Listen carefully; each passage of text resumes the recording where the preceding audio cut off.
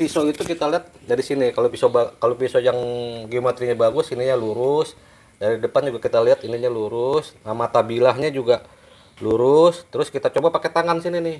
Kalau masih ada gendut-gendut di sini nih. Ulah salinya ganggu, mendingan ka dieu urangnya raratu tikaler tikidul.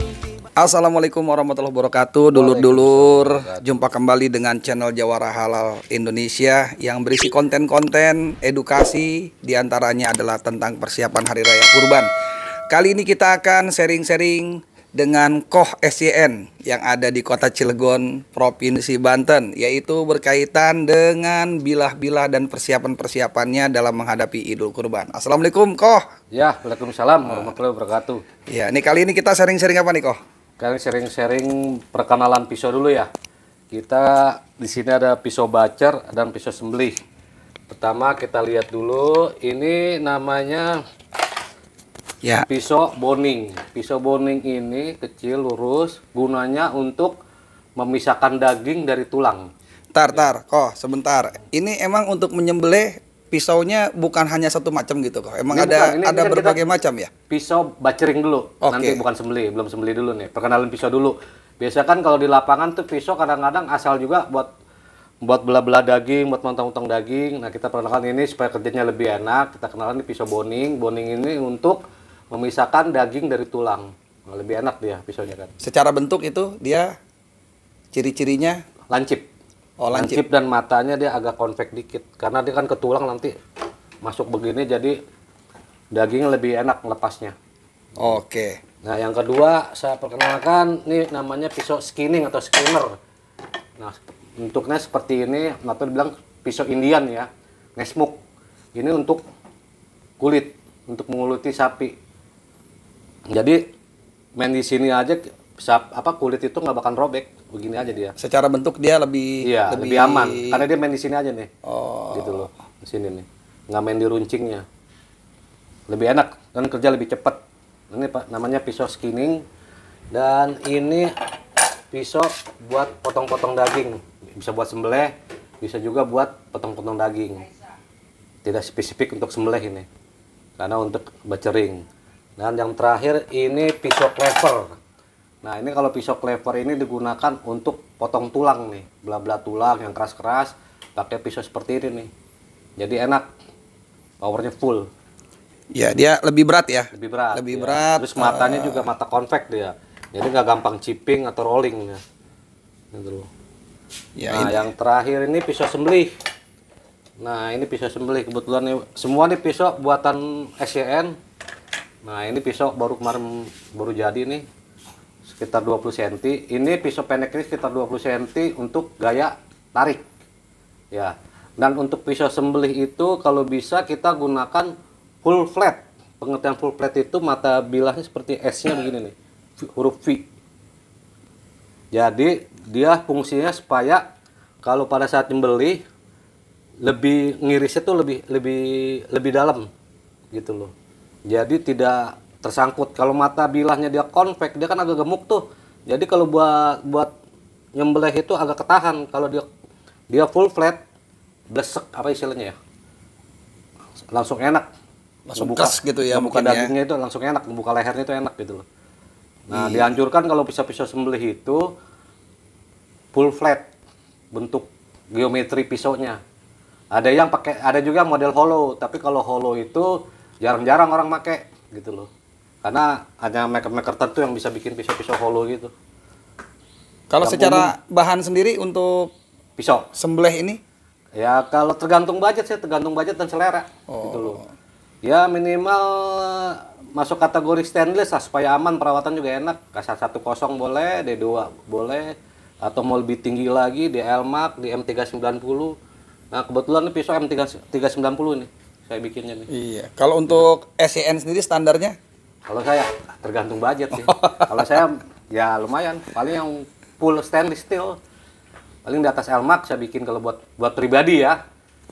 Kalau buat orang tergantung budgetnya mereka mintanya berapa. Iya. Siap.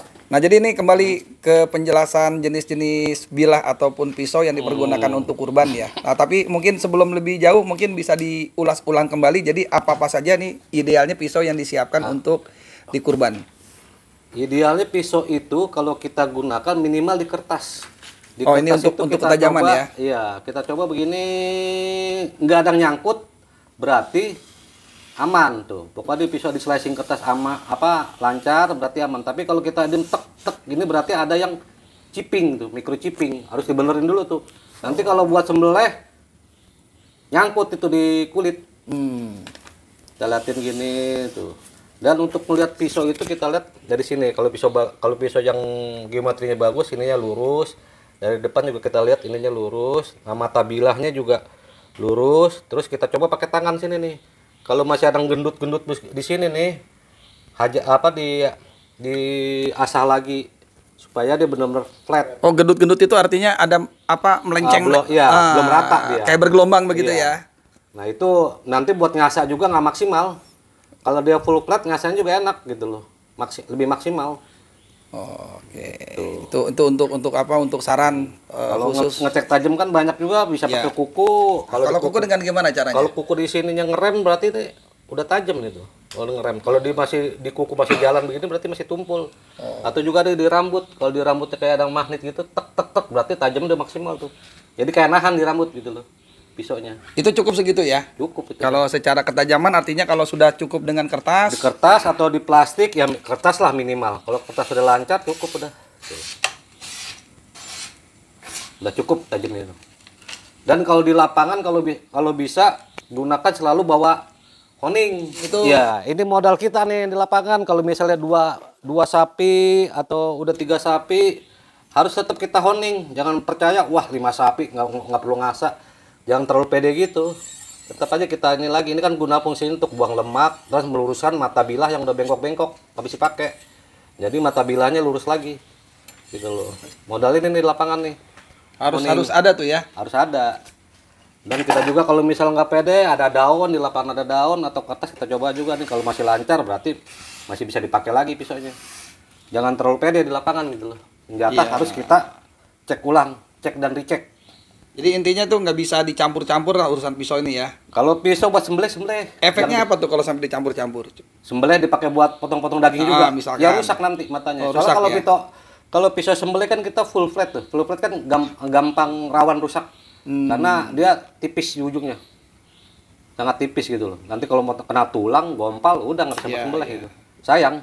Berarti pisau sembelih ini kalau habis nyembelih nggak boleh taruh sembarangan lah intinya ya? Itu udah kejadian banyak. Saya pernah berapa kali itu dipakai buat motong daging, tulang pada. Iya, mending dipakai motong daging sama tulang. Kalau dipakai mantek-mantek kayu balok. Pengalaman juga ya, Bi. Lu pernah juga kayak gitu ya, pisau coba. Nah, ya nih dulur-dulur Jawara Halal Indonesia ini kita part 1 ya. Di part 1 kita mengenal pisau ataupun bilah yang dipakai. Jadi mungkin diulangin lagi untuk resume pertama ada 5 jenis bilah yang perlu dipersiapkan idealnya gitu Idealnya, ya. Jadi ya. mungkin bisa direview lagi. Ada pisau boning, SEN coba. pisau boning, Oke, ya, boning. pisau skinning ini, terus pisau buat potong daging, ya, dan pisau buat potong-potong tulang, cleaver. Oke. Gitu. Terus jangan lupa tetap kita harus bawa honing. Ya. Ini kebetulan honing buat hewan sembelihan karena ini kelasnya sapir. Kalau yang buat pisau-pisau buat bacer cukup pakai yang agak kasar dikit nggak apa-apa. Ya, standar lah ya. Ya, baik dulu Jawara Halal ya. Ini kita part 1-nya kita mengenal macam-macam bilah. Nanti setelah ini kita akan lebih jauh bagaimana perawatan ya. Tips perawatan, dan trik ya. Tip and trick mengasah yang mudah dan gampang lah begitu ya. Oke, Ya, siap. masih dengan Koh SCN dan Jawara Halal Indonesia. Nantikan part selanjutnya, jangan lupa subrek. Guru sa ilmu ulah saling ngaganggu mendingan ka dieu urangnya raratu